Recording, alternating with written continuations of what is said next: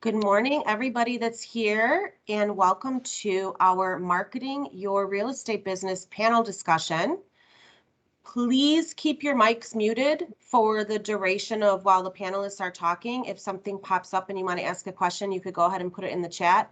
And then at the end of the questions that we're going to ask them, we'll open it up for you guys to unmute and ask any questions that come up for you as well.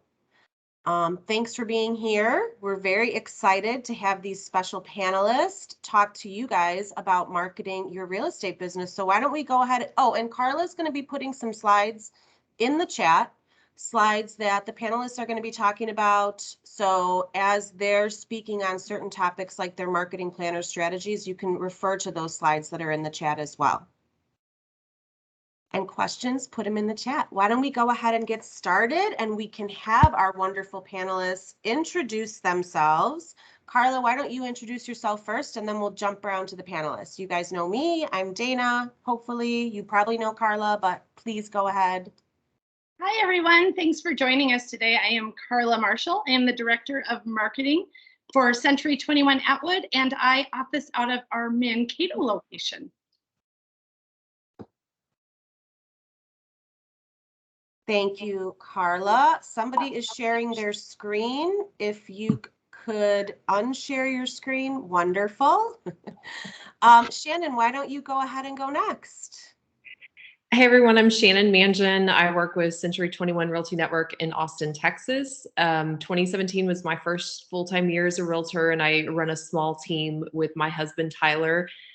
We closed 28 sites last year, about 14 million in production, did a little more of new construction that kind of fell into next year, but yeah, we're excited to be here. Thank you. Drew, how about you? Good morning, everyone. My name is Andrew Atwood. I'm with Century 21 Atwood in the Rochester office. Closed about, 49 sides last year, 16 million in volume. Got a full-time marketing CEO, as she likes to be called, and 2 agents working with me. Awesome. Thanks very much. Candy, how about you?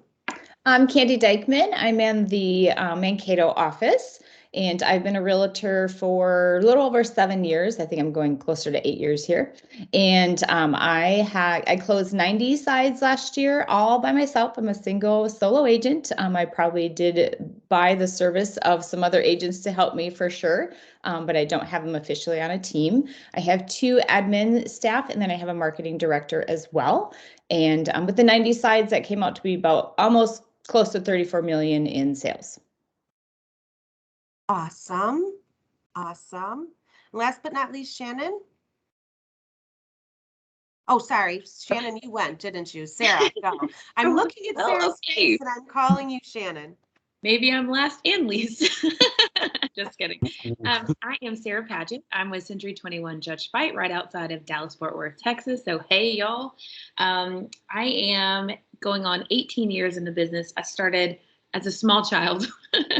I was like 4. Just kidding. Let's see. We did, as a team, we did about 99 deals last year, which was a little slow for us, but, you know, we made it through. That was 32 million, right around that. I've got 3 admin, 1 are licensed, and then my husband is an agent on the team, but we've got 6 agents that are full-time. Fantastic.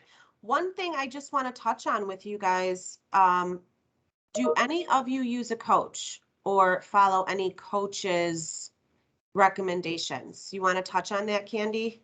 Sure. I use Tom Ferry coaching. I've been doing it for exactly 3 years. I literally started coaching like a week before I left my past brokerage, and I made the move to come to Century 21. And that was my very first coaching call, was that I made a change in brokerage. And he's like, whoa, what? Like, we should have started this conversation a long time ago. But yeah, so I've been doing it for that long. I won't say all my success, of course, it's all collaborative, but I do think coaching is just so important, whether you get it from Tom Ferry, Buffini, Century 21, wherever you get it from. I think it's very important to have. Sarah, how about you? Yeah, so I follow the Buffini program, go to all his events. I don't have a coach through him, but I do coach with my manager. So just like Candy said, it is just find somebody who's been there, done that, can give you some insight or slap you around a little bit, whatever it is you need. But just the accountability, the busier you get, the less you look at your numbers and know what's going on, and the less you have a plan. So you've got to have somebody else in there, kind of, bird's eye view. Yeah, the accountability part, so true. Shannon. I'm also with Tom Ferry Coaching. I joined, I think, my second year as a realtor, and I just realized the value. Before that, I was a teacher and I was an instructional coach for new teachers, and I did staff development for years. When I switched careers, that was the big thing I saw. I'm like, no one's here helping me. My broker can help, but like just running a business is completely different than, what you might ask your broker for help with. So the coaching's been invaluable. Yeah. It's about running the business, right? That is invaluable. And Drew, you? I'm also with Tom Ferry Coaching. I think this will be my third year, or I'm about ending my second year, so I will be doing it again. But yeah, it's so valuable we all run our own business, and having them assist you in focusing on the important parts of your business and keeping track of it is just insanely important. It's outside of the transaction, right? It's the business part of the business, and that accountability and discipline. Even if, if you're not going to sign up for like a Buffini or Tom Ferry or Mike Ferry, having another agent just be your accountability coach with you and working with them, meeting with them on a week-to-week basis, like talking about the goals you set and did you achieve them, it really helps in that way. I believe in it too. Awesome. Thank you. A hot question that I know a lot of people want to know is how much of your income do you actually spend on your marketing budget? And this can vary across the board for so many different agents, but in order to market with some success, there has to be some effort put into that. And I'd love to hear from you guys what that looks like for each of you. Candy, why don't you start us off? Sure. I figure mine is about 10 to 12% of my gross income. Okay, thank you. Some years, a little bit more, a little bit less, probably never less. Where I kind of struggle sometimes is, you get those random calls like, hey, do you want to sponsor this? Do you want to sponsor that? So I'm always yeah, sure. And then I'll send it to my marketing director and say, hey, can I really do this? And she'll give me the thumbs up or the thumbs down. Right. And this is a perfect time to point out that in the chat, you will see where Candy and Sarah, Shannon, and Drew are talking about their marketing budgets. Their marketing plans are in the chat. So you could see where that money is actually going to, that they're spending on that. 10 to 12% is a really good average, not only for a real estate company as a whole, but even as an individual agent. That's kind of an average across the board. And I think that's great. Sarah, how about you? Okay, so when I started, I was beyond broke. So I had to learn how to market without money. So I've continued that trend because now I'm cheap. But I calculated yesterday, which I was surprised. I did not know my numbers. I calculated yesterday 2%. And most of that is postage. Postage and what we call pop buys, things like that. So yeah, I am the Walmart version of whatever these guys are doing. Dollar General, maybe. I think that's such a good point, though, to make, because it can work for you if you're consistent in your efforts, and your efforts happen to be postage and face-to-face, but it's working because you are consistent and it's very frequent. And so there's a range here. It doesn't have to be 10 to 12% just because that's the average. It really is whatever's working for you too. Drew, what works for you? What is your marketing spend percentage? I am the Whole Foods version, I suppose. I'm significantly more expensive than organic. 20%, at least. That includes events, promo products. I mean, this pen I'm holding. Different networking events and organizations, the local chamber, doing videos, and annual events. Yep. Okay. So we've heard 2%, 12%, 20%. Shannon? So I calculated last year we spent 15% of our gross income on marketing. That's a little higher than what I'd like, but like I said, a lot of our sales, we had 5 million pending that got pushed into the next year. So we would have been closer to that 12% range. That's kind of the average that I like to stay at, is about 10 to 12%. Okay. Thank you for that. Carla, who is our director of marketing, as you guys know, I think she could be the expert and the guide in the marketing plan that you could put together. So if you wanted a little help, and we're happy to share the marketing plans that all of our panelists have put together as well, feel free to reach out and take a look at those in depth, not just in the chat. It might give you some ideas. It doesn't have to be as robust, and you can follow what your passions are from a marketing perspective. I think we could all agree it's better to be doing something than nothing at all, and be doing it consistently. One or two things consistently could make a very big difference in the business of your real estate company. How about those strategies? What is that plan? What does that look like? Candy, you want to talk a little bit about what your marketing plan looks like and what those channels look like? Sure. So I have a pretty, I think, very intense marketing plan, but I went through with my marketing director and then my two admin gals. We went through and kind of said, what does a whole year look like for us? What are the important things we want to do? I know I want to do video. I want to do an email. I want to do social events. I want to do client events. So we just, got it all on the calendar. And then that way we can take a month at a time and look at it and say, this is what we're going to do this month. So we're working a month ahead in knowing what's coming up forwarding. So everyone's on the same page. I would often go to bed at nighttime and go, oh, did I do this? I should do this. Oh, I got this idea. And it just really helped keep my mind kind of calm at nighttime, knowing that, nope, I know my email is going out on the 5th of the month or whatever day that might be. I know I got 2 videos coming up this week. So I think a marketing plan is just super important. It's kind of like you wouldn't go on a trip without a roadmap, right? Or GPS or, whatever it might be, but you kind of got to look at your business as the same thing. I look at my business as a business. I don't look at it as I wake up in the morning and be like, oh, what am I going to do today? I have my roadmap as to what I have to do. So some various ways that I do marketing, I'm probably very into social media. So your Facebook, TikTok, YouTube, Reels is kind of, I'm having some fun and dabbing in that a little bit. But I think it's just that consistency, being on social media and being in the market. And if you don't have that marketing plan, you're not going to have consistency, because you can be like, one day download 8 videos and then you could go weeks and have nothing. And people are like, oh, well, one day she's got 8 videos going and I'm tired of seeing her. And then the next week I don't hear from her again. So consistency is just super important. Do you want me to talk about like all the different marketing avenues that I do here, Dana? I think mention a few of them for sure. Okay. Yeah.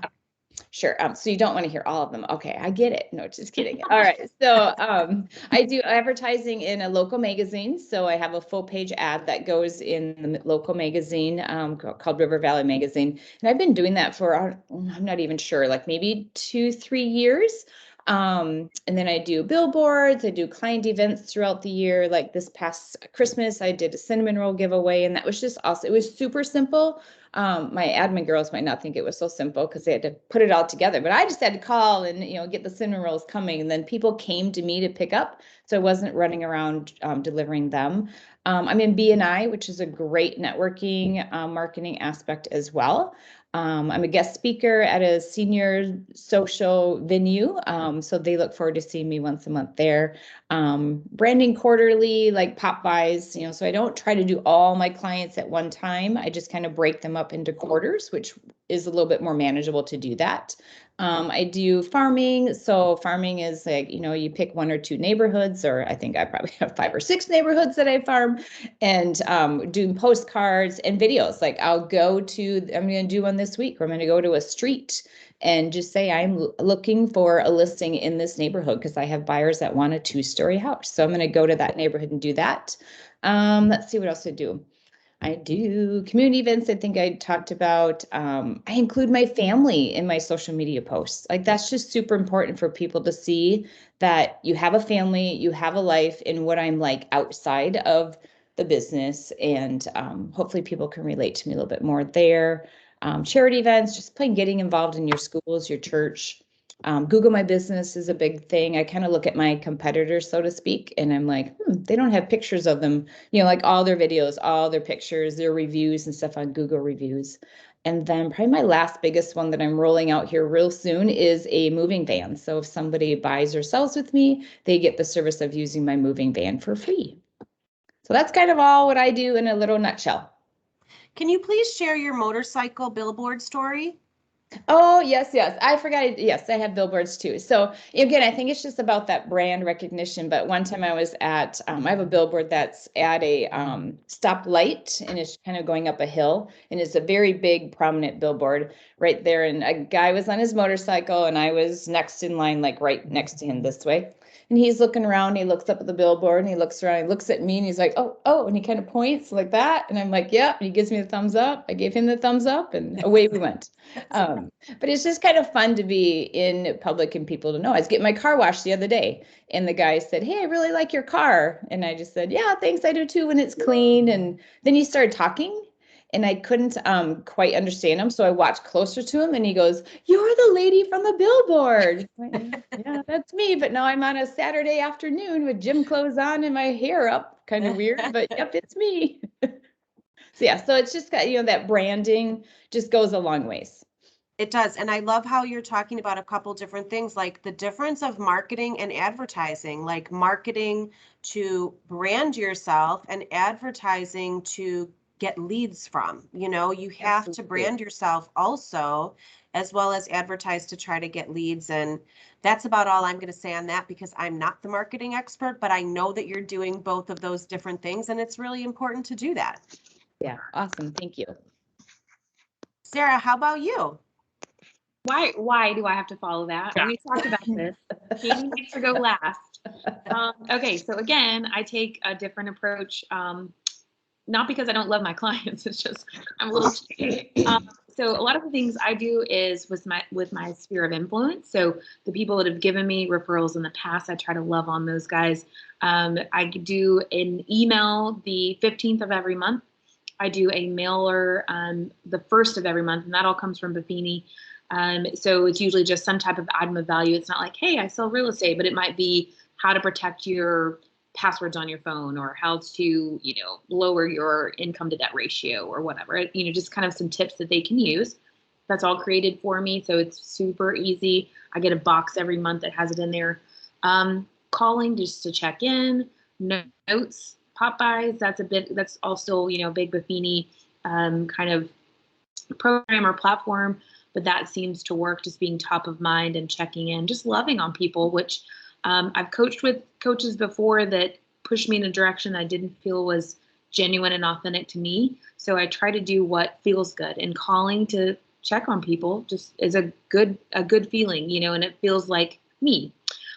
So we also love on anyone that sends us a referral. We send out brownies. So if Candy said, even other agents, if Candy said, hey, I've got somebody in Fort Worth that's looking, Candy would get a box of brownies from me saying, thank you for your referral. Whether those people buy, sell, ever even call me, I reward that behavior. And that's been a really awesome thing. I had a kid one time, their parents had sent me 2 or 3 referrals in a row. And so I then was the brownie lady. So I think the kids were actually trying to find referrals so they could get more brownies.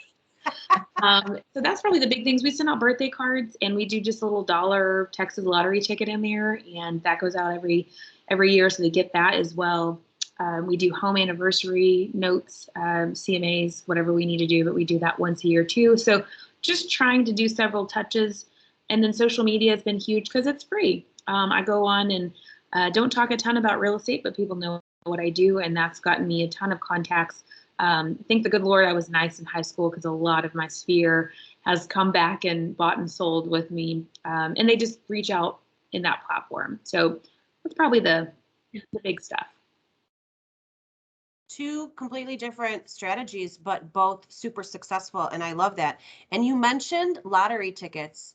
My husband is a huge proponent of giving people cards with lottery tickets in them for birthdays or whatever, like everywhere. And we're going, if it's somebody's birthday, oh, we got to stop and buy the scratch off tickets, or we got to buy the lottery tickets on their birthday with their birthday as the numbers. It has to happen on the day with the numbers.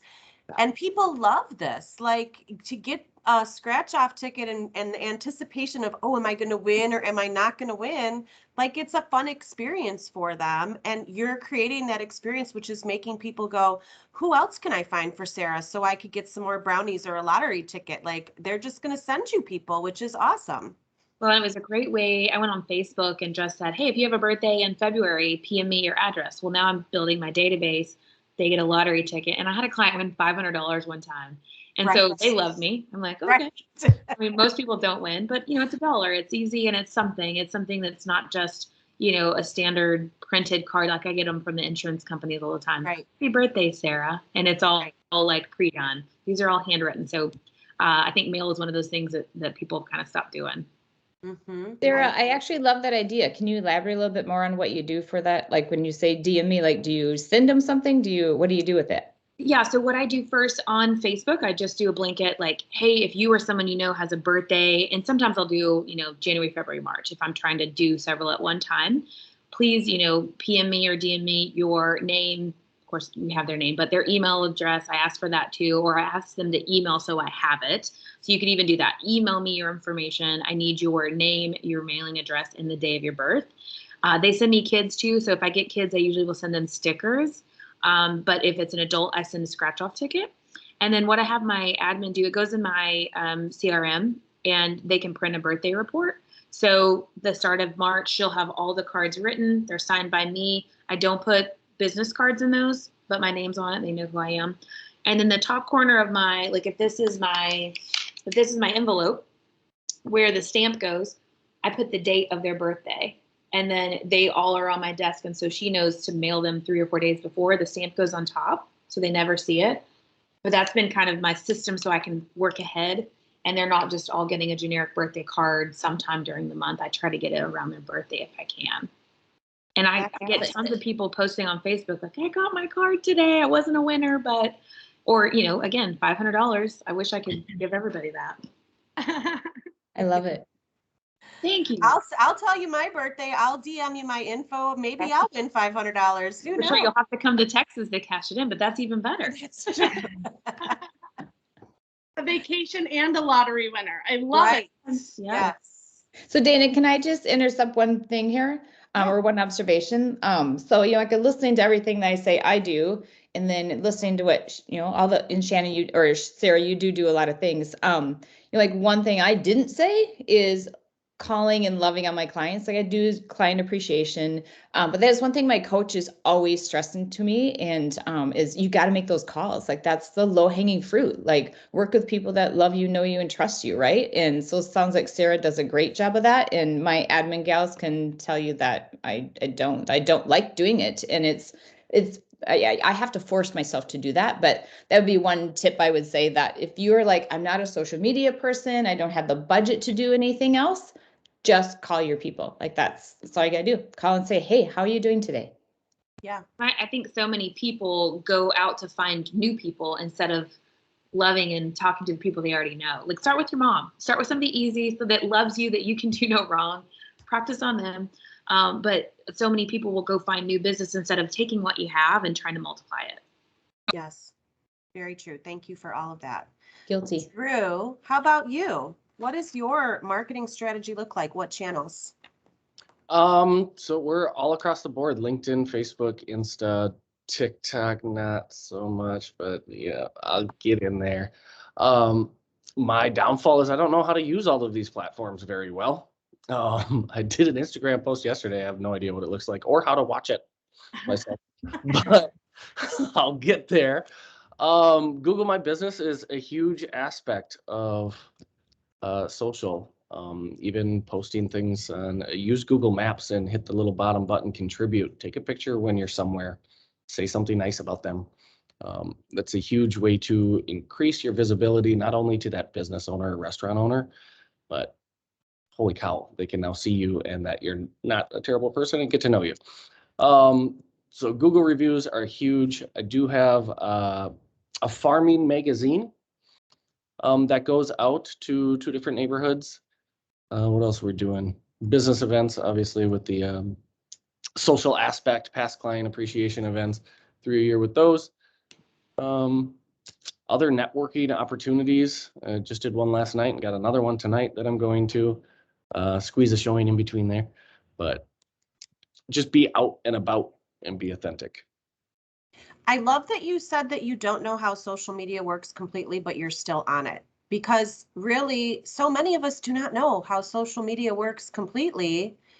But getting out there, putting yourself out there is the definition of not being a secret agent.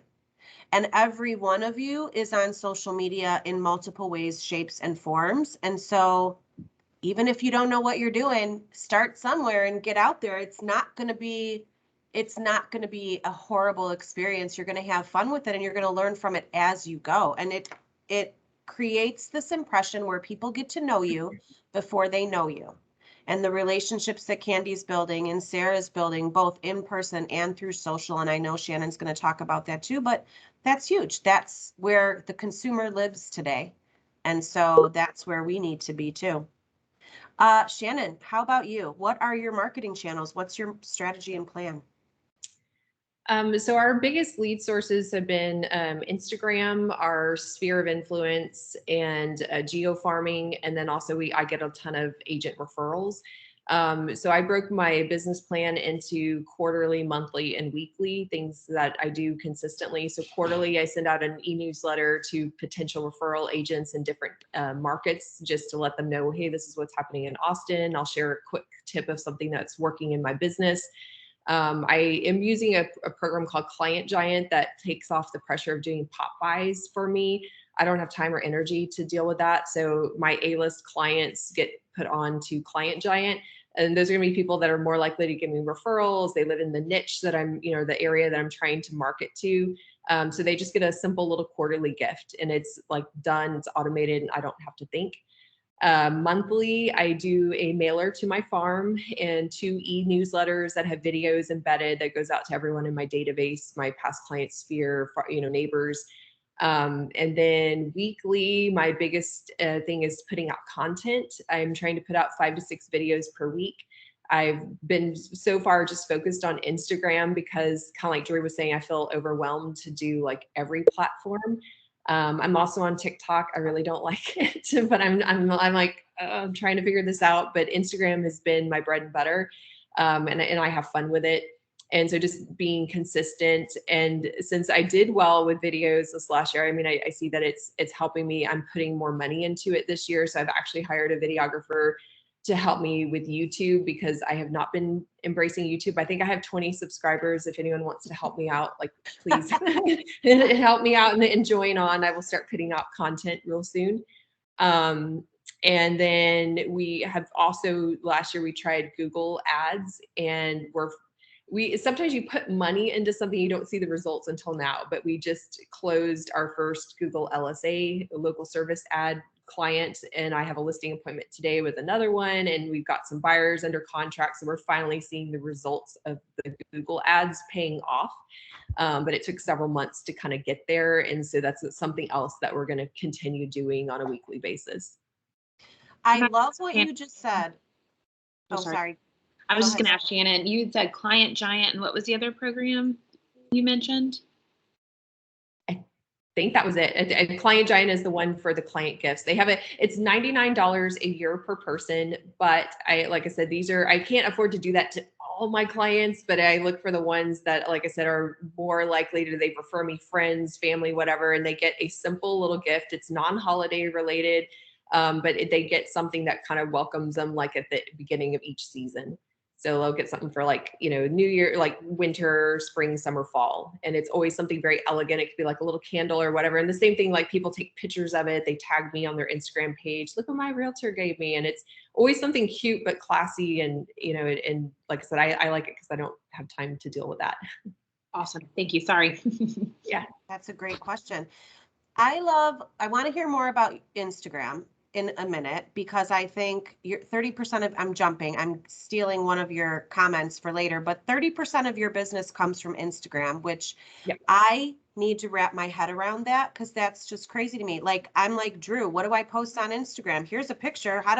What does this heart mean? What does this arrow mean? Who's talking to me through Instagram? Like, I don't know. I'm just doing it because I know people are there, but we have to hear more about that. But what I love that all of you guys are talking about is marketing efforts that are not just for short-term gratification. These are efforts that are going to pay off in the long term to build a pipeline so that you start to generate consistent business. Like, you waited a few months for your Google ads to pay off, and you just closed your first listing from it. So often agents feel like if it's not an immediate buyer or an immediate seller, they will say it's a garbage lead or it's not worth my time. But really, all of these efforts that you're putting into it, I think you're all using a CRM and putting all those people into a CRM so you could keep track of them. Those long-term leads are what gives you your future consistent business and helps you continue to grow your business through that type of dripping and marketing while you're still working with the immediate leads and the immediate referrals, because those are coming too, but you're just building a bigger sphere. And I think that that's awesome how everybody is touching on that with these marketing efforts and strategies. And by the Yeah. way, I went to Really- Shannon's Instagram page, and Shannon, you do an awesome job with your Instagram. It's like, I'm R&D in some of those, which means rip off, duplicate. So you're doing Yeah. a great job. And I love that you guys are all committed to doing something. Like, I haven't heard anybody on here say, oh, it's just so easy. My marketing just happens by itself, right? You all have a plan. You're all like purposefully thinking about building your own business and what that looks like. And I love that it's all unique to each of you. It's all original to what feels good to all of you and what feels, I mean, Drew, yes, I know maybe you don't understand and you're still doing it, but I think Shannon, you've said even in the past, like, I might not have done it. The first one didn't look that great, but I just kept going, right? Like, you don't give up on it. You just try something. And I would imagine that in all of your markets, that if I stopped people, they would all know your name because you're all out there. You're all top of mind. And so that's kind of how you win the game in marketing or advertising, is if somebody could, say your name when they're talking about your products or services. So great job, everyone. So important thing to ask next is, do you guys track all these efforts? You're putting in so much effort into so many different channels. How do you know what's working and what's not working? Are you tracking it? Drew, are you tracking your efforts in marketing? Not as well as I should be, but yes. Thankfully, I did get a marketing CEO who can track that type of stuff when it comes to ad spend and things like that. It is tougher to point a finger on, I mean, like a billboard.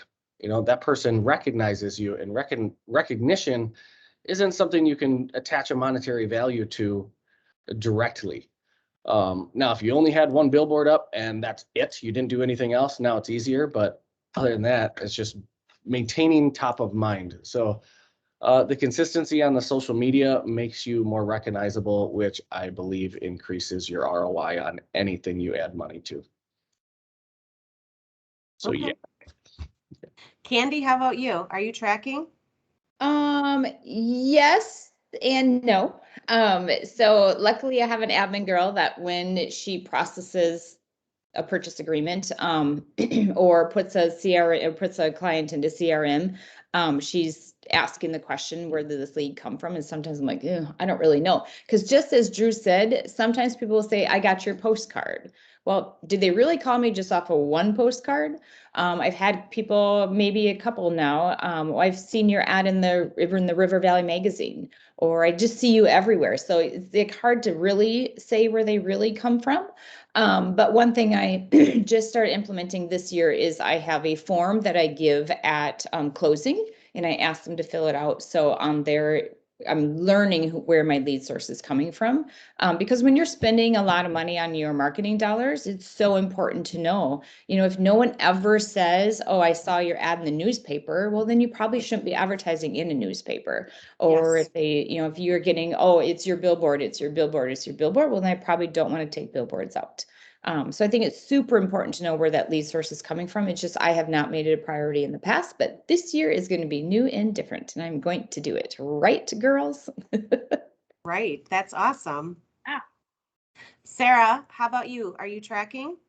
Yes, and I will just say, for candy, it's like asking somebody like, how'd you hear about Coca-Cola? Well, I don't know. It was ingrained in my head since, it's at the store, it's on a billboard, it's in a commercial, it's on my app. So I totally get that.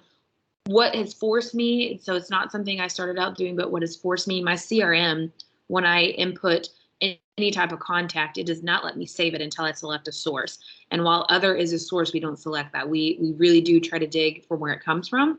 Mine's a little easier because most of mine are referrals from other people, sphere of influence, past client, repeat client, whatever. So if I were to do any type of marketing, paid marketing, I would make sure that there is a way to track that. So a lot of times there are specific QR codes that scan that say, oh, this is where the lead came from. Or some people will use 1-800 numbers that track where did they call on a flyer, or was it the postcard, or was it the sign? So, but like Candy said, just ask, and it's okay to go back or at closing, or, hey, you know what? I know we've been working together for a couple of months, but how did you come across me?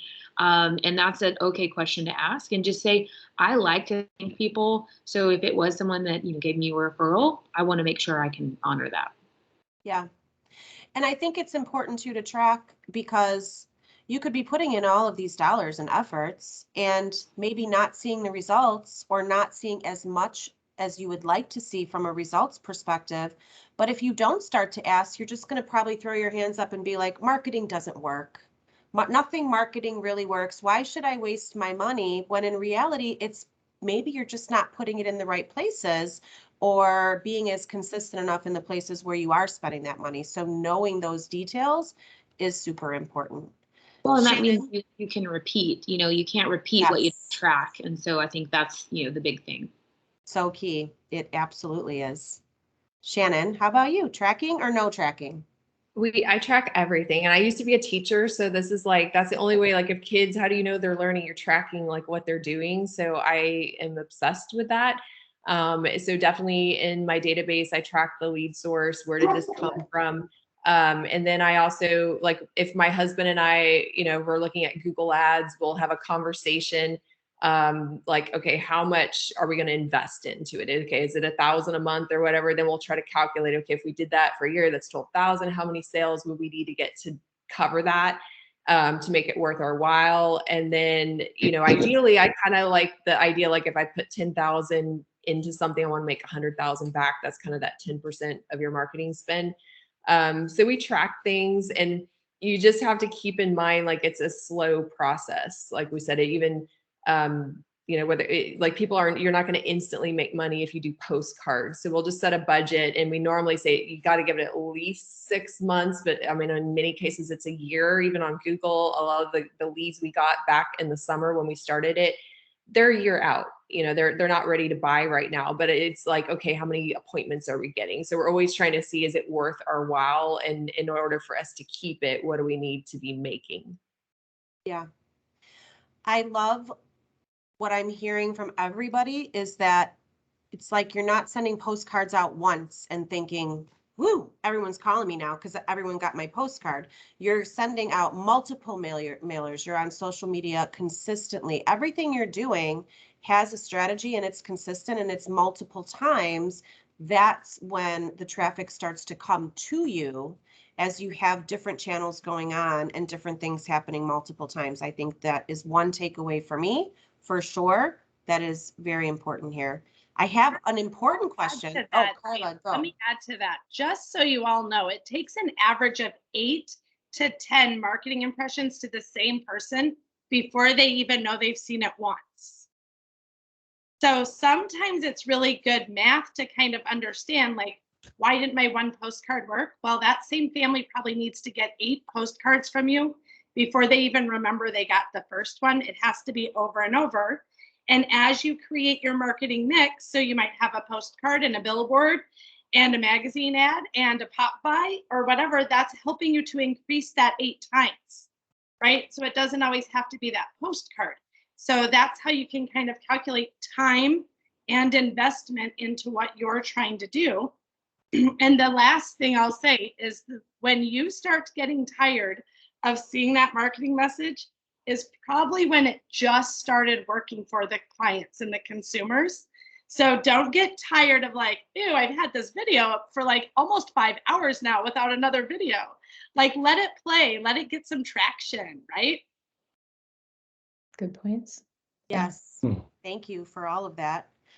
I would love to know from each of you something non-real estate, something that you would love to share with our audience that is interesting or fun about you as a person that has really nothing to do with real estate whatsoever. She's throwing a snowball at us. Right. We didn't practice this. Why don't you start, Dana? Why don't you start, Dana? You go first. Something personal about me that has nothing to do with real estate. I love writing, and I actually got my master's degree in creative nonfiction writing and started a book about relationships and the dynamics of couples that have been together for 20 years or more and how they stay happy. It's a whole like side interest of mine, but writing is kind of a passion. And one day I believe that I am going to be a famous author. In my mind, this is what I actually think. That's But awesome. I will finish a book at some point in my life. That's awesome. That's pretty cool. I love it. Who's next? Carla, how about you? Oh my goodness. I think that, I don't know. I just love coffee so much that I think that I could dedicate an entire room, maybe in my house, to the espresso maker and then flying in the beans and really perfecting that. So maybe like a sidekick barista or something inside here. I think that could be, I dedicate a lot of time to it, a lot of research. So that's my, So give us your order. What's your perfect cup of coffee? I need you to order it. I'm like Americano all the way. Like I don't put anything in it. It's Americano because for me, it's the taste of the coffee. It is Americano all the way. And it's espresso versus just like a slow drip. So, and like a double. So then if you have 3 of them, it's only 3 cups of coffee, not 6 shots of espresso. Good math. For a non-coffee drinker, I don't even know the words you're talking. That's all foreign to me. I'll make a cheat sheet. Yeah. I'll go next. Sarah. Mine is exercise. I have a love of trying to be as healthy and fit as I can. I exercise daily of some form if my hip allows. I have a bad hip right now. But yeah, I love exercise. And I think that's also kind of another thing I'm semi-known for. You know, my kids are in worldwide triathlons. We travel everywhere for them, and I'm the one that kind of got them into it. And just the other night, we kind of discovered like, wow, all of our kids love working out. Like they truly do, all on their own. And I'm like, wow, they're kind of a product of their environment. So that's kind of my love and passion outside of real estate. Awesome. I'm going to find this name of this person, and you may have heard of him. I cannot think of the name. He was a guest speaker at one of our conferences not too long ago. He did something like 300 triathlons in 300 days across the country. Like every day he drove somewhere. Yep. Do you know who I'm talking about? I do. I don't know the name either, but I saw that. Cowboy. Yes. He's like the Iron Cowboy or something like that. I'm pretty sure it actually is the Iron Cowboy. You guys should Google him. I mean, and I'm not kidding. It was every day he would do a triathlon, get in this mobile home. He had a team of people following him in cars, goes to the next state. It's all planned out for the year, where they're going to drive. I mean, and the dedication and the perseverance that he had to have, like when his body's breaking down and he's got his kids with him. And it is truly an incredible story. You would totally connect to that because of your love and passion for fitness. The Iron Cowboy, that's who it was. I'm going to look him up. Did you hear something very similar though? He had a plan for his triathlons. Yes, he We did. have a plan for our business, right? And he had a team, and he had, like a nutrition plan and obviously not a fitness plan because he was doing a triathlon every day, but he had a team of people with him that were helping him through every moment of that entire plan. It's pretty amazing to watch his little documentary. Drew, you left. I thought you were trying to ditch out on this question. What is something we should know? totally trying not to show. No, somebody stopped by. It was just UPS, but I'm the only one here right now, so I thought I should say hi. I'm left-handed. It's like non-real estate related. My whole life is real estate. You name it, I can fix it. How about that? Handyman extraordinaire, jack of all trades, a master of none, but a jack of all trades is better than a master of one. Is the I mean, whole that's a very handy talent to have. I will say that from having a husband that is not. My husband's a teacher, and so it's always like, can you hang this picture? I don't know. I don't know if I can hang that picture. It's like, okay. That's a great talent to have. Sarah, how about you? Oh, okay. Let's see. Outside of real estate, my husband and I are outdoorsmen, outdoors women, both. I don't know. We're outdoors people. Outdoors people. So we both bow hunt, and he's actually on here somewhere. So hi, Michael. We bow hunt. We love to be outside, and that's something we try to do. It's a good outlet for getting outside the office. We also have a little side hustle we started. We've got a trailer of yard games that we put together. My husband built most of them, and so that's what we do on the weekends currently. And so we take that trailer out, and there's cornhole and bowling, which is one of the newer games, and we deliver that because that's something we like to do too. We like to entertain, we like to have fun. So that's all I got. I love this trailer of games. How fun. That's so cool. Thank you. And Michael says hi in the chat. Maybe it could double as a moving trailer now that I have handy. You're gonna have a magnet that goes over the top of it. You can at least wrap it. Move. Yeah. Michael says hi in the chat. Oh, hi, Michael. Shannon, how about you? Kind of the same thing that as Sarah said, like we both love doing things outdoors. My husband and I used to have more fun before the pandemic. We love traveling all over the world. We're both dive certified. So our honeymoon, we went on a scuba diving trip, and we just love traveling. And so it's been a little hard, with the pandemic, not getting to do like international travel as much. But that's what we used to love, is like we'd go on 1 or 2 big trips and try to visit a different country each year. Awesome. I love traveling too. It's fun. Once you go someplace out of the country one time, it's like, wow, you just want to go explore, because so many places outside of the US are like, they're frozen in time. It's like going back in time to something else. It's pretty amazing. I love how none of the Minnesota people mention the outdoors, like right here in mid-February. Like, I love to golf. It hasn't even crossed my mind. I'm just like, how do we get through the next month? Right, exactly. With coffee, lots of coffee. Coffee in the winter, golf in the summer. Yeah. So I think our final question for you guys is going to be a 2-part. What has been your biggest marketing success, and what is a don't do this from you? Biggest success and a no. Candy, you want to start us off? Sure. Let's see. So my biggest success, I would say, is probably creating a brand of Ask Candy. Like, that just truly has to be the biggest thing that really kind of set me apart. I'm not just the realtor, I'm Ask Candy. So everything I do revolves around Ask Candy. So I probably have 2-part to that. So about 2.5, 3 years ago, when I kind of started becoming serious about my brand, is when I said, this needs to be a business for me, not be a hobbyist. So I make it my career. I run it like a business. I actually have my husband is my manager, but he's always looking over my things and kind of just that outside voice, like, do you really need to be spending that kind of money? Or, hey, you should probably be doing something like this.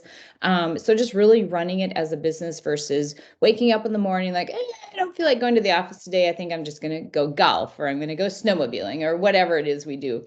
So those are probably my 2 big things that have helped me be successful. And then things that I would say to not do, or some of the mistakes I make, is I kind of have a squirrel brain. Like, I'm constantly trying to compare myself or look at other agents, like, what are they doing? What are they doing? And, oh, I should do that. I should do that. And that just really kind of can set me backwards versus pushing me forward. I got to trust my marketing plan. I got to trust my plan and go with that versus always trying to dump in new ideas. So maybe the last 6 months really to a year, I've kind of really tried to stay focused on that. And I have great staff around me that really tries to keep me like, okay, Candy, turn that squirrel brain off and just stay focused on what you got going on. I was losing lots of sleep. I'd lay in bed and say, oh, I didn't call this person. I didn't do this. Oh, I should do this. Oh, what about that?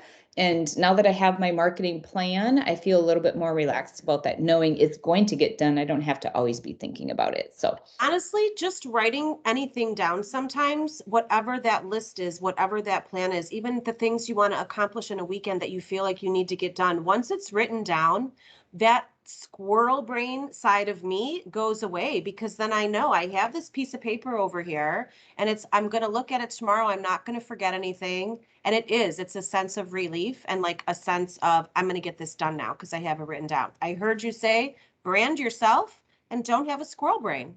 yeah. Yep. One-liners all day. Drew, marketing biggest success and what's a no-no? I think the biggest success product is Google all day. Google My Business, Google local service ads. And the local service ads isn't something it's not pay-per-click. It's pay per my phone rang, which is absolutely awesome, because then you're answering that question and determining and telling Google whether or not that was a real payable lead or not, which is just beautiful. So doing that, I think, is the greatest success. I am proud to be the top number. I don't know exactly how I get there, but if you Google best realtor in Rochester, Minnesota, I show up, which I am super proud of. Yeah. What not to do? Don't change the shiny object. I could give you over the past few years over 200,000 reasons why you shouldn't change that object. Yeah, a lot of changes. But at the same time, never stop marketing, right? I probably wasted money because I only did a farm for 3 months and then switched. That was a waste. So never stop. Done is better than perfect. Staying present is key. Consistent. Thank you. Shannon, how about you?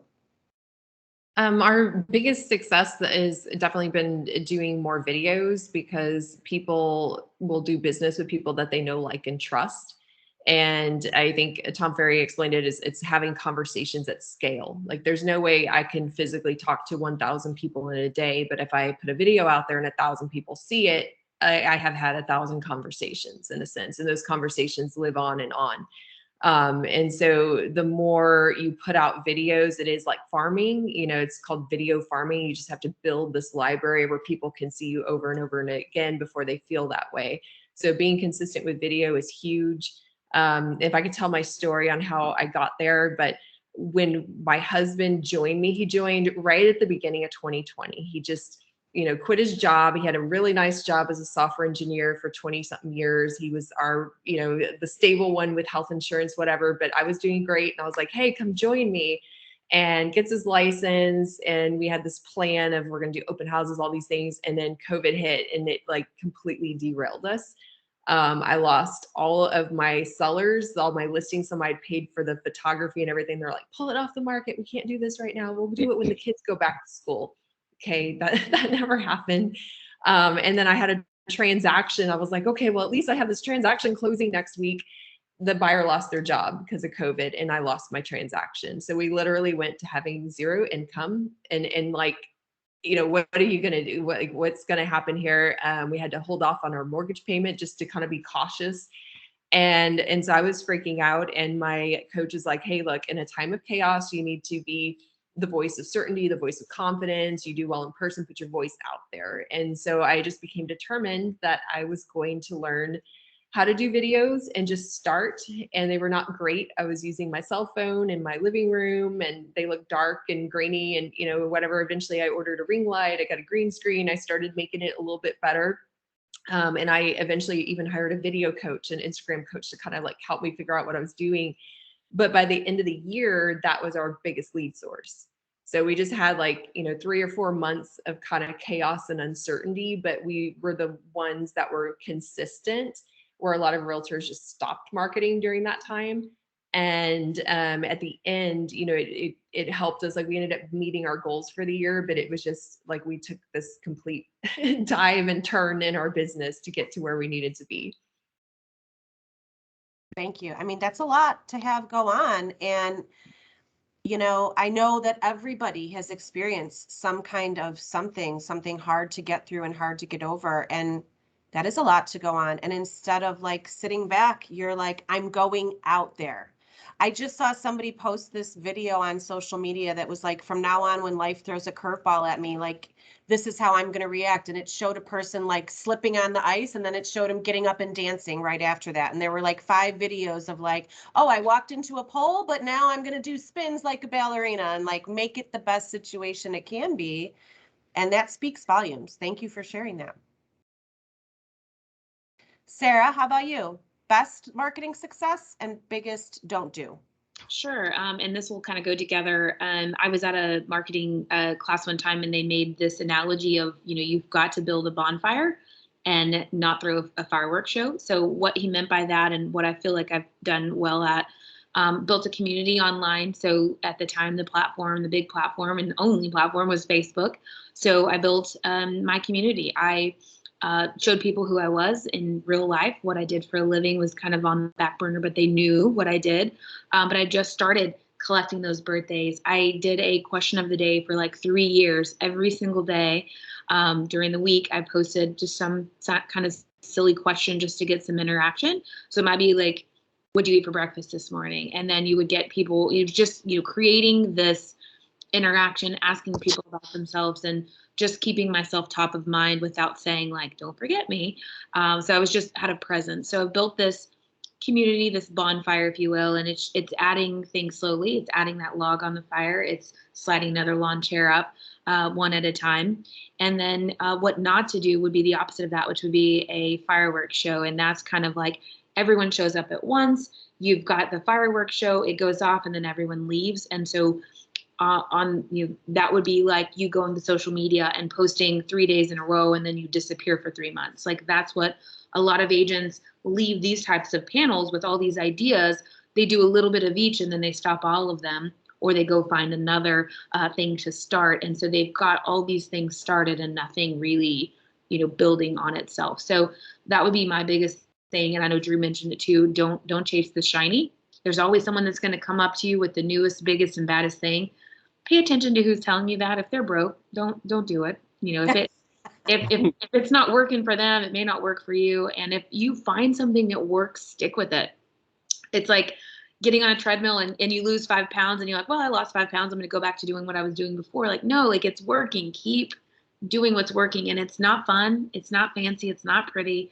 But those fundamentals that work, do them. And don't, it isn't the next app. It's you, and it's that conversations that you have. So don't be afraid to just stick with those things. I don't know. I can preach, but I'll try not to. Well, you just made me think of something, and I'm just going to ask you all this, just yes or no. But sorry, I'm on a delay. My question is, when it's busy in the spring, in the summer, the market is very, it has its own waves, if you will. Do you stop doing all of this because you're busy? No. That's when you need it the most. That's okay. And I wanted to ask that question because so many times I hear from agents, well, I have time now because I'm slow. I won't have time then to focus on this or focus on that. And I think it's important to be consistent, like time blocking. Do all of you use a calendar? Yeah, like just those little things to help keep you organized in your business. That's important to be able to do and be doing it all year round, not just in the couple months when it's slow. Just like you said, you could be on social media a few times and then you're gone for 3 months. Well, people think you're not a realtor anymore. Then you must have changed jobs because I don't see you anymore, you know? Right. Thank you.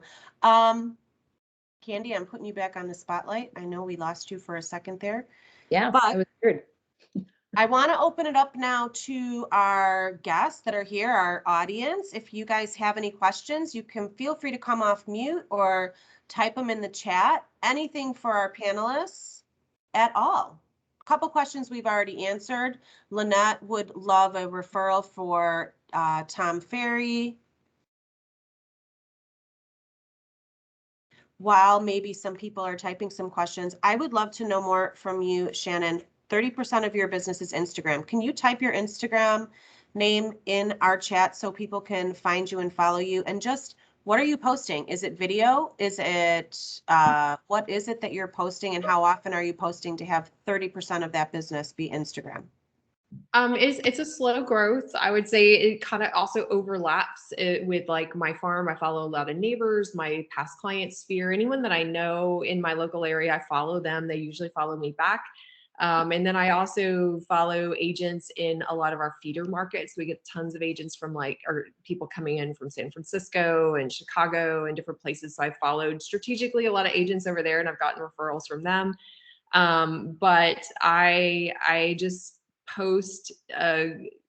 The biggest thing, I hired an Instagram coach to kind of help me figure out like, what am I doing wrong? Because I started doing these little things like Tom Ferry 30 videos in 30 days. And it's like, okay, that's not really working. And I see it kind of bomb for a lot of agents. And so the big thing I learned is that until you know who your ideal client is, it's going to fall flat, because you're just putting out stuff, but it could be random. So you really have to define like, who is your audience? Who is your ideal client? And then every post you are talking to that person. Yeah, And I just think you have to that. define you too. Like, what do you want to talk about? To do 30 videos in 30 days is great, but it has to be your authentic self, and you have to be giving them information of value where they're stopping and watching you because they find you interesting. They could tell what you're talking about is something that you're passionate about. And so that helps that definition of the target audience. And that's hugely important in the real estate world.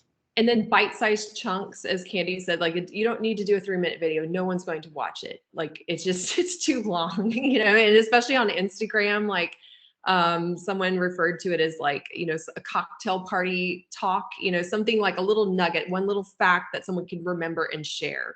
But I don't need to give a long-winded, you know, 5-minute presentation about Texas contracts, but I could drop like a fun fact or, you know, something weird in the Texas contract, or something that's interesting that where people are like, oh, I saw you post that, or I didn't know that. Just short little nuggets. And so I do a combination, what I call real talk, where it's just me talking straightforward. And then I throw in just funny music videos, and that's my style. There's no right or wrong. You have to pick what works for you.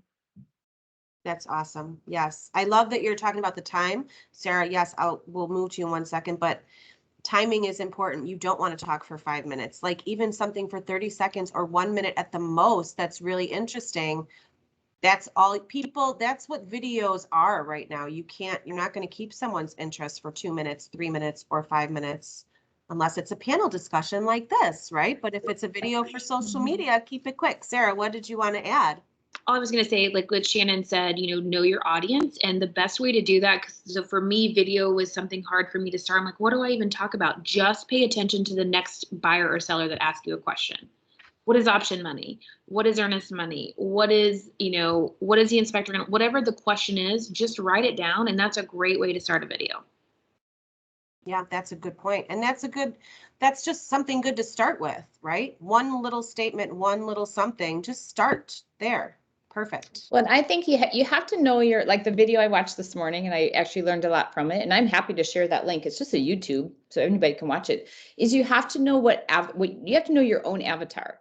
You know, are you a short nugget person? Do you like to tell a story? Like if you're a great storyteller and you can make it fun, or you can make it interesting, or are you just a quick little short thing, or are you a long thing? You have to know your own avatar. I think the video I watched, there's like 4 or 5 avatars and gives great examples.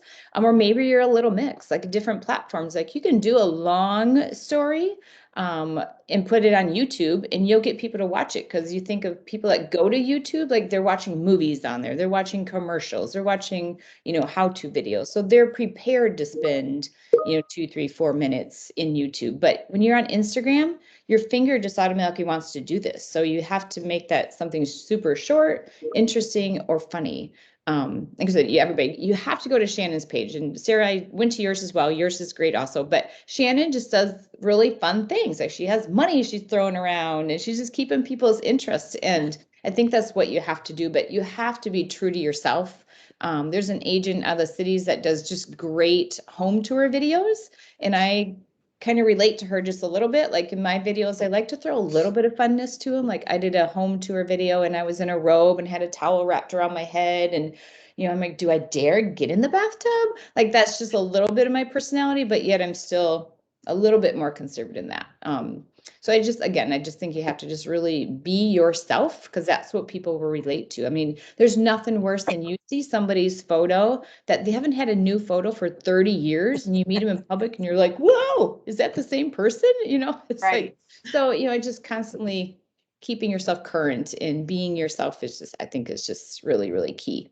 And people have to know you and love you and like you. And that's the way they're going to do that, is if they know the real you. And smile. Like, when you're doing a video, it's hard because it can be a little nerve-wracking at first and you're nervous. But even if it's 30 seconds and you're talking like this about something that could be really, really interesting to people, but you have no emotion whatsoever. Thank you for watching my video. Goodbye. Like, people are like, not again. I will not be following that person for videos. You have to have some fun with it and smile through it. Like, even if it's painful for you and you're nervous, just smile through it. It's going to make it easier. We're getting a couple questions.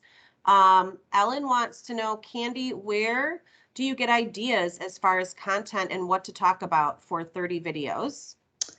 Sure. I can answer that. So some of them I made up on my own, like true everyday conversations I have with clients. Like, if you just pick a day or two of, okay, I met with that client and these were some of their questions that I think other people are going to want to know. Like, we start talking the real estate lingo, just like we just assume everybody knows what we're talking about. And when you say, like, I think Texas, you guys are probably escrow, right? Yeah. Well, we're not escrow. We just say it's pending, or we're going to work with the title company, but people might not know what does pending mean. So I threw in those types of questions. I'll be honest, I R&D'd from other agents, and I just looked up realtors that I knew were doing this same challenge, and I just stole some of their ideas. And make it fun. Don't make it all about real estate, because that will get boring. Some people just don't really want to know about real estate necessarily, but maybe they want to know, like, one of them was, what'd you have for breakfast? Or, what do you do for a workout? Or, just various questions. And it's, believe it or not, it's actually easier than what you think. Just kind of go back, the day behind and think, okay, what happened to me that day that I can actually share, or that somebody asked me something, whether it's your husband or your son or a client. I love that you're keeping it authentic with yourself and real estate, and also keeping it short too. But I'm in a CRM coaching group with some of our agents, helping them get their CRM like set up and off and running. One of the things we talked about ideas for posting on social media is, what are the questions your clients are asking you?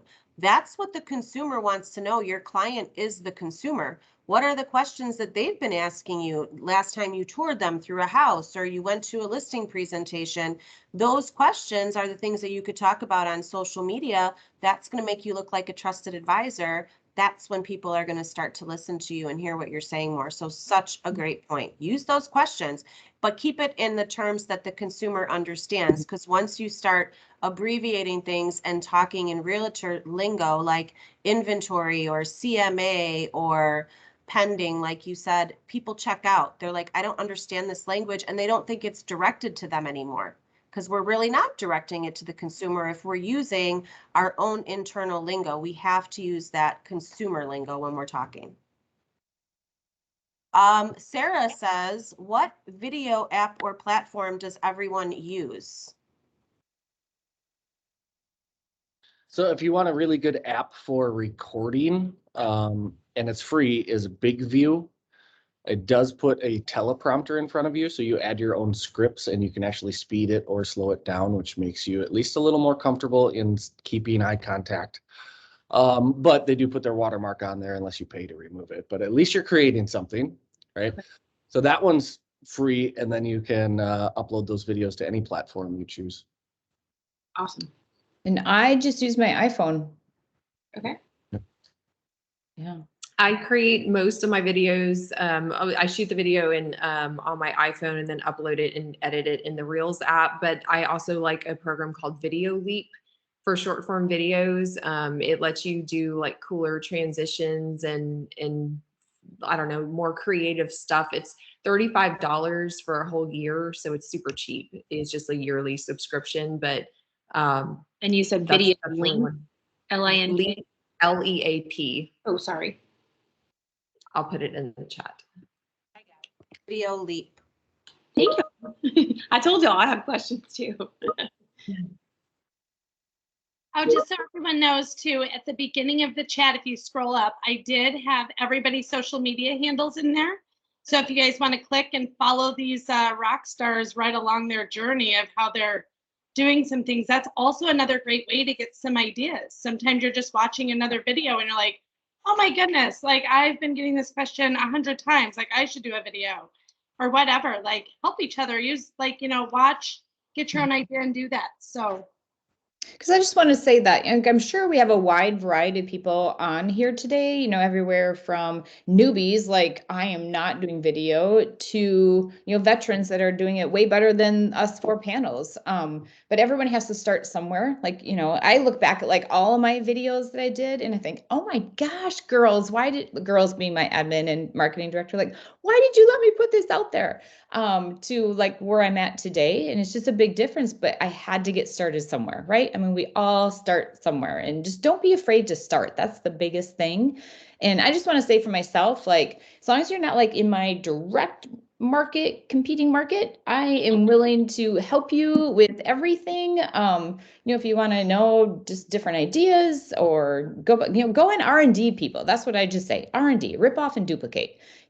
Obviously make it for your own market and your own content and put your own spin to it. But that's when I get just awesome ideas from.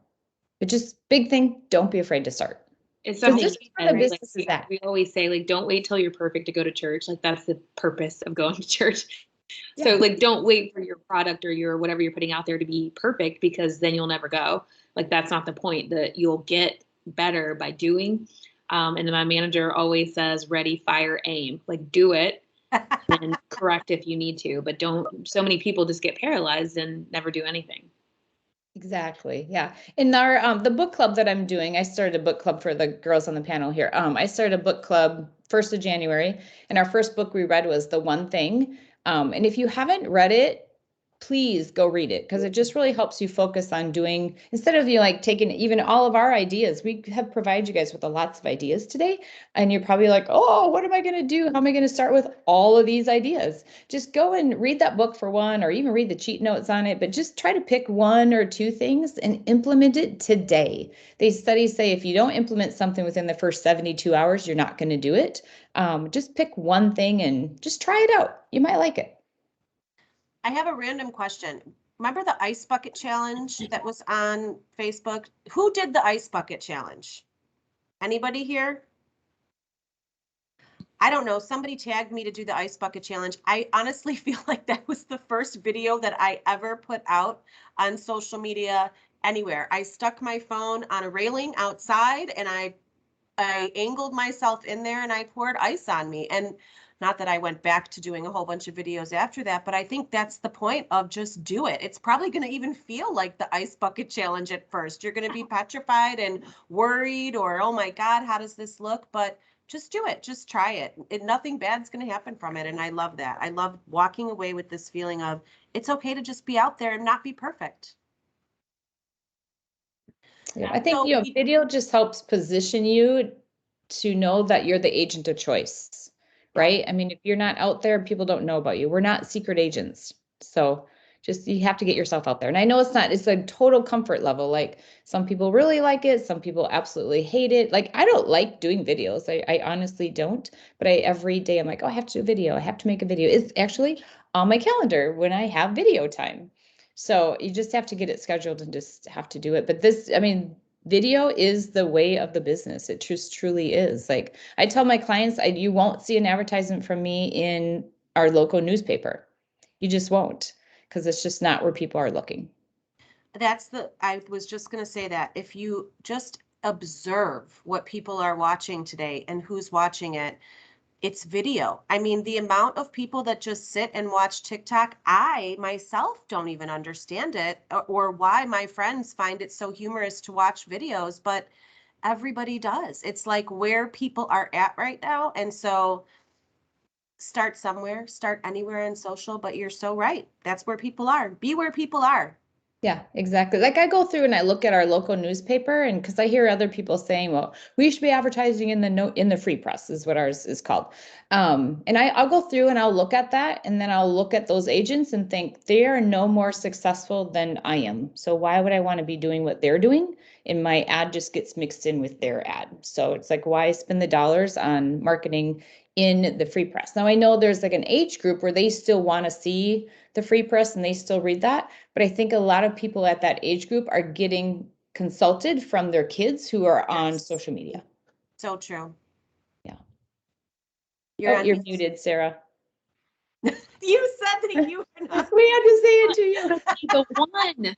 I didn't want to be the Karen. Oh my goodness. Okay. So I think it's really important to stay be aware of what works on you. Like what marketing, what made me go to that restaurant? What made me drive past 4 other restaurants to go to this one? What made me take the time to refer my friend to go to that same, like, what was it? What marketing got me there? What do I scroll past? What do I not like to see? Like, I can tell you right now, every agent that ever posts, like, I just listed 123 Main Street, I unfollow. I don't want to see that. I don't care. Like, I can see that on MLS. But the content like that Shannon and Candy are putting out, that's the stuff I want to see. And those are realtors I want to follow. And so then I have to think, okay, am I posting things that my buyers want to see or my sellers want to see? Or am I posting things that they're rolling their eyes at and unfollowing? Right. What does that mean to a consumer when they're seeing just listed or just sold? Like, you have to put yourself in the mind of the consumer. I love that you said that. We just talked about that in the CRM coaching group too. I don't know if any of the people that are in that group with me are on here, but we just spent a whole session on, if you were the consumer, what kind of information would be important to you? Well, and don't be the agent that's on mute when you're trying to talk. If anyone's going to the 121 in Vegas, I am going to be doing a 45-minute session on Instagram, kind of a deep dive on not technical stuff, but like identifying your audience and kind of my journey, what I learned from an Instagram blogger that helped me transform my page, because I started it off when I first got my page at the very first Tom Ferry event I went to in 2018. He was like, get an Instagram account, and I got it. And I made the mistake of following a bunch of agents that were like the top agents in Austin.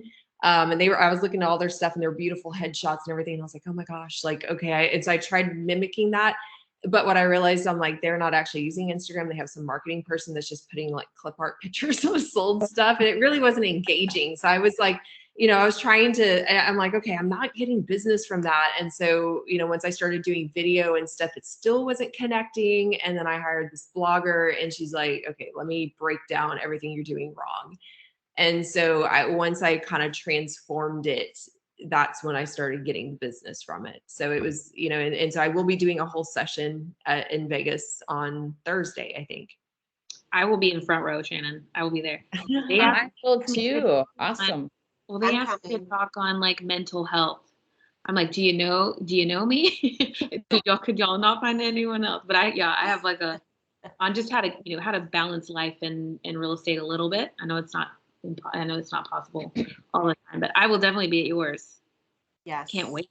And Carla put that in the chat also, Shannon's panel in Vegas. If anybody on our call is going to Vegas, take a look at when that will be. For sure. I just want to say thank you to all of you, Shannon, Sarah, Drew, and Candy, for this amazing information and your time today and sharing that with all of our agents, because it really was incredibly insightful. I love the success that you're seeing from all of the different things that you're doing. And we just really appreciate having you guys here and sharing that. And I know that our agents do too. So thank you so much. I hope we'll catch up in Vegas and see you maybe after your panel as well. And you guys have their contact info, so feel free to reach out at any time with your questions or comments or anything like that. Yes, thank you. I know that, you took time out of your day to be here, and I think it's just better for yourself and your business, your family, and ultimately your clients for you to have taken the time today. So thank you very much. Thank y'all so much. I took so many notes. And we'll send the recording. Perfect. And we'll send the recording. Absolutely. You guys have a wonderful day and thank you. Thank Bye. you. Thank you, everybody. Bye. Bye. Bye.